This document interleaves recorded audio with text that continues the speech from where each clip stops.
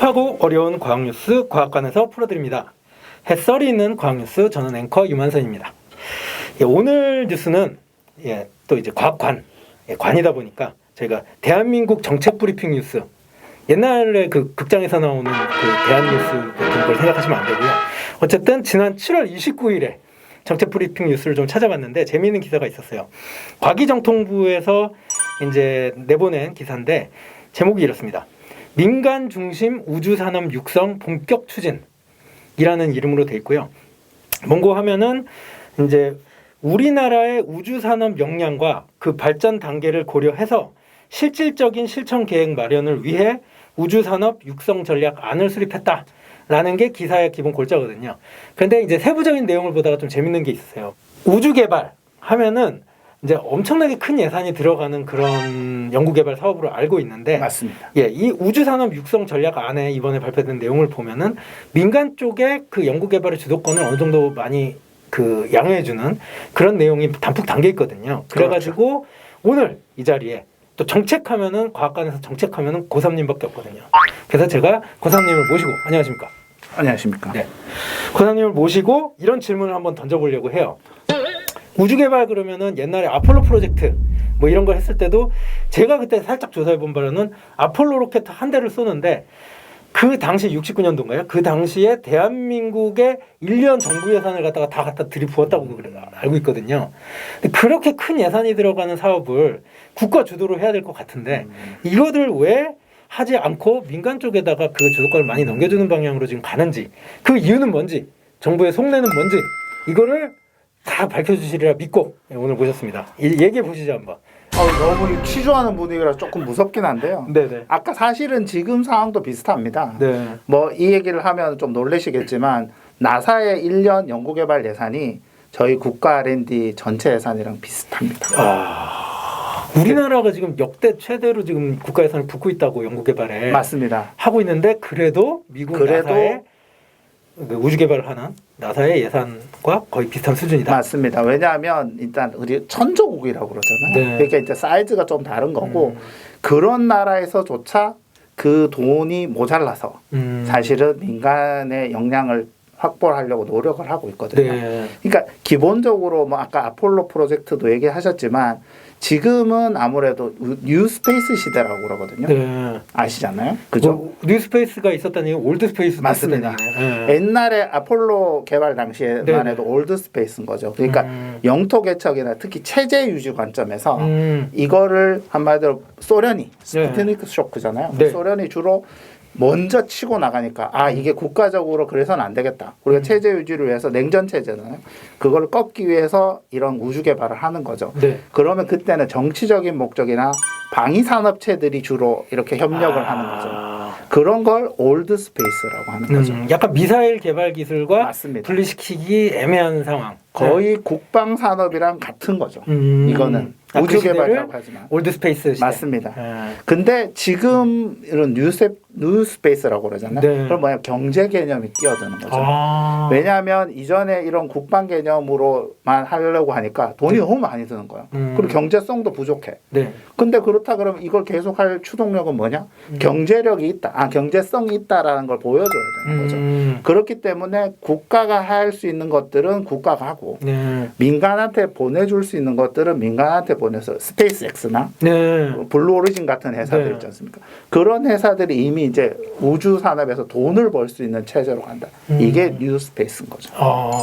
그럼 그런 이유로 이제 국가 주도로 진행되던 올드 스페이스 시대에 국가 주도로 진행되던 우주 개발 사업을 이제는 민간 쪽으로 많이 좀 전환을 시키고 있다. 그럼 맞습니다. 우리나라는 구체적으로 조금 얘기를 해주시면 어떤 정책들을 가지고 우리나라의 민간 사업체들, 산업체들을 육성시키거나 지원하는 정책을 얘기했나요? R&D라고 하면은 네네. 맨 처음에 뭐 반도체나 뭐 화공이나 조선 같은 것들을 처음에는 국산화를 대체하는 위주로 R&D를 해왔단 말이죠. 근데 그게 어느 정도 국가 주도를 하다 보니까 지금은 국가가 그거를 R&D를 해줄 필요가 없는 거죠. 현재 그렇죠. 맞습니다. 우리나라가 탑 클래스잖아요. 네네. 그런 식으로 쭉 이미 경쟁력을 확보하게 된 거죠. 근데 우주 산업도 이제 비슷한 트랙을 보는 거죠. 그럼 어느 정도 그거에 대한 자신감이 이제 생겼다는 거네요. 그렇죠. 이제 어느 정도 그거를 상대적으로 우주 분야에도 기업들이 생겨나고 있습니다. 물론 대기업은 거의 없고 네. 중소기업 위주나 스타트업 위주거든요. 그렇다 그러면 국가에서 계속 지속적으로 R&D를 해주면서 이런 산업이 육성이 될 수 있도록 기반을 좀 마련해줘야 되는 단계가 온 거죠. 국가 혼자 할 게 아니라 민간이 같이 해야 된다. 네. 그래서 여러 가지 요번에 뭐 우주산업 육성 전략에 이런 것들이 있는데요. 네. 네. 첫 번째는 이제 아무래도 이제 지금 우주개발 수요라는 공공 위주거든요. 네네. 공공 우주개발 수요를 계속 유지를 시켜줘야 됩니다. 로켓도 쏴줘야 되고 네네. 위성도 올려야 되고 네. 그렇죠. 그게 일정 수준을 계속 유지를 시켜줘야 되는데 네. 그럼 기업도 그 R&D든 개발이든 계속 할 수가 있잖아요. 그러니까 쉽게 얘기하면은 직접 실행은 안 하더라도 돈은 푸는 거네요. 맞습니다. 네, 수요를 만들어내는. 맞습니다. 네. 그거를 일정 수준을 계속 확대를 해준다는 확약이 있어야 네. 기업들도 계속 들어오겠죠. 맞습니다. 네. 그게 첫 번째고요. 첫 번째고. 그리고 또 민간이 직접 그런 부분 R&D가 아니라 제일 이게 우주 개발 꽃이 뭡니까? 로켓이야, 발사체. 그렇죠. 이런 네. 인프라도 있어야 되거든요. 네. 지금은 사실은 뭐 얼마 전에 나사가 그 자기들 비행자 발사체를 네. 자기들 게 아니라 스페이스X 걸 쏘게 해줬잖아요. 네네네. 우리도 마찬가지예요. 민간이 전용으로 발사체를 쏠 수 있는 그 공간도 만들겠다. 발사장이라든가. 맞습니다. 네. 지금은 그거는 완전히 국가 기반 시설이잖아요. 맞아요. 나로우주센터 이런 거는 맞습니다. 심지어 그 지역 지자체의 활용도 막았었다고 그래요. 옛날에는. 근데 지금은 그런 걸 이제 오픈하겠다는 건가요? 아, 별도로 또 만들어줘. 예, 별도로 그거를 어떻게 별도로 됐다. 인프라라에 만들어준다. 그러니까 네. 수요도 계속 만들어주고 민간만 쓸 쓰는 인프라도 만들어주겠다는 구축해주고. 거죠. 야. 그리고 우리가 좀 강점이 있는 게 위성이거든요. 그렇죠. 그러면 위성은 오래됐죠. 요게 네. 위성 정보 서비스 산업을 육성하겠다. 왜냐하면 우리가 또 데이터나 IT 쪽에 강점이 있기 때문에 네. 요즘 뭐 위성에 보면 5G 넘어 6G라고 그러거든요. 네, 네. 그게 위성 정보를 활용을 하는 그런 통신 시스템 네. 그런 것들을 육성하는 거를 좀 해서 요건 별도로 계획을 만들겠다라고 이번에 발표를 했고요. 할 예정입니다. 할 예정이고. 그리고 왜냐하면 여기 인력이 굉장히 귀하거든요. 네. 왜냐하면 우리가 별도로 이게 잘 인력을 딱 맞춤형 인력을 양성해주는 산업들이 아니라 아까 스타트업이라고 그랬잖아요. 네네. 중소기업이고 그렇다가 보니까 이쪽에는 주로 도제식 교육을 해줘야 됩니다. 도제식 교육을 해줘야 되다 보니까 우주 전문 인력을 양성을 해주는 걸 기업이랑 맞춤형으로 해줘야 되는 거죠. 그래서 그거를 뭐 일정 교육기관에서 해주기도 하지만 기업에 가서 네. 또 해줄 수 있는 그런 것들을 엮어서 해주는 더 어떻게 보면 더 실행 가능한 맞습니다. 인재를 키우는 그런 방향으로 가는 아까 거죠. 말씀하신 것처럼 실천력이 있는 계획을 네. 만들겠다고 네. 했잖아요. 그러니까 여기 맞춤형 인력을 만들어주는 계획도 요 안에 포함이 되어 있어요. 네. 그리고 사실 요 안에 되게 재밌는 게 하나 있는데요. 네. 이게 아까도 얘기했지만 이게 수요가 굉장히 어려운 만들어낼 수 없는 수요잖아요. 네, 네. 국가만 지금 수요가 있는 거잖아요. 네. 그렇다 보면 기업 입장에서는 이게 내가 이런 거 연구 개발을 해가지고 돈이 될까? 그리고 요번에 한 번 했는데 그 다음에는 끊어지면 난 이제 망하는 거 아니냐 이런 생각을 할 수가 있잖아요. 네네. 그래서 계약 방식을 좀 바꾸겠다. 이렇게 돼 있어요. 어떻게요? 네, 영매칭 대응 투자 방식을 영매칭. 예, 네. 뭐냐 매칭 투자라고 해서 네. 국가가 연구 개발을 할 때 기업 보고 너 이런 연구 개발해서 같이 해 하고 하는 게 매칭 투자 손을 잡고 같이 방식이거든요. 투자해가지고. 맞습니다. 네. 근데 반대로 네. 기업이 내가 이런 연구 개발을 해서 이런 거 개발할 거야 네. 하면 그거에 맞춰서 국가가 R&D 비용을 지원해 주는 방식으로 가겠다. 이건 어떻게 보면은 기업 쪽에서 전체적인 우주 산업의 시장 상황을 보고 먼저 거기서 그 기업의 눈을 먼저 믿고 정부가 거기에 이제 펀딩을 하겠다는 그런 느낌으로 좀 들리는데요. 맞습니다. 기업의 그런 발전 방향에 국가가 맞춰주겠다. 이야, 되게 혁신적인. 맞습니다. 굉장히 저도 이거 보고 굉장히 놀랐습니다. 네. 그러니까 이거에 기업의 아까 얘기했던 기업의 선관을 믿겠다. 네. 그런 거에 포함되어 있는 거죠.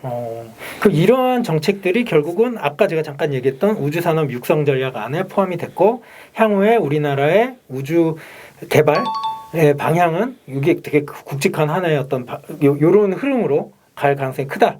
이렇게 볼 수 있겠네요. 맞습니다. 아까 얘기한 것처럼 우리가 국가가 직접 주도로 해야 되는 것들 있잖아요. 예를 들어 네. 달 탐사다. 네. 우리가 같으면 발사체를 쏴서 달 탐사를 하겠다. 그럼 기업이 협력은 할 수는 있을 텐데 네. 주도하기는 어렵습니다. 네. 이런 것들은 국가 주도로 하고 네. 대신에 요소 기술을 개발한다거나 인력 양성을 한다거나 같은 위성의 일부분을 개발하는 이런 부분들은 국가가 직접 하지 않고 민간 산업을 육성을 해주겠다는 거죠. 그러니까 결국은 이렇게 함으로써 우주 개발을 통해서 저 먼 우주, 뭐 가까이 있는 달, 멀리는 저 화성, 더 멀리는 저 먼 심우주 그쪽에 뭔가 이익이 될 만한 것, 뭐 진짜 자원이 있든지 아니면 그걸 개발해 가는 과정에서 생성된 기술이 이제 다른 어떤 산업 분야에 영향을 미쳐가지고 기업에 큰 이익을 가져올 수 있는 그런 가능성이 있어야겠네요. 맞습니다. 네. 지금 이거는 아까 말씀드린 건 직접적인 우주 기술 관련 개발인데 사실 뭐 저기 계신 유만선 박사님도 잘 아시지만 우리 메모리 폼 베개 같은 거 있잖아요. 네네네. 그게 사실은 처음에 우주인들 충격이 너무 클까봐 이거 막아주려고 개발한 기술이거든요. 예. 그러면 이게 뭐냐면 우주 개발을 하다 보니까 발생되는 파생 기술들이 있어요. 네네. CT나 MRI 같은 것들도 사실 처음에 우주 개발하다가 발생된 거잖아요. 네. 그런 식으로 파생 기술들도 충분히 발생할 수도 있고요. 있고. 그리고 또 하나는 아까 얘기했지만 우주에서 여러 가지 에너지원들도 지금 있죠. 굉장히 노리고 있거든요. 네. 아시잖아요. 헬륨-3. 예. 그게 왜냐하면 뭐 핵융합 원료라고도 하는데 지구상에는 거의 없거든요. 네. 근데 우주 공간에서 바로 이렇게 대기가 없는 공간에서는 행성들에서는 그게 채취가 가능할지도 모른다. 네. 라고 해서 달 탐사하는 쪽에서는 상당수 특히 인도가 그렇다고 하더라고요. 네. 헬륨-3를 채취를 해서 하게 되면 한 일정 부분만 캐도 우리 뭐 몇 년치 에너지원을 대체할 수 있는 부분이 있다. 그렇게 보고 있는 거죠. 네. 와, 오늘 너무 재밌었습니다. 이게 뭔가 우리나라도 이제 그 미국 같은 우주개발 선진국 못지않게 그러니까 민간 쪽이랑 같이 손을 잡고 우주개발을 하려고 뭐 이런 정책들을 지금 준비한다는 게 저한테 되게 신선하게 다가왔거든요. 그래서 오늘 이런 되게 좋은 설명해 주셔서 너무 감사드리고요. 감사합니다. 네. 그리고 저희는 다음번에 또 다른 썰로 찾아뵙겠습니다. 이상 유만선 곤삼이었습니다. 네, 감사합니다.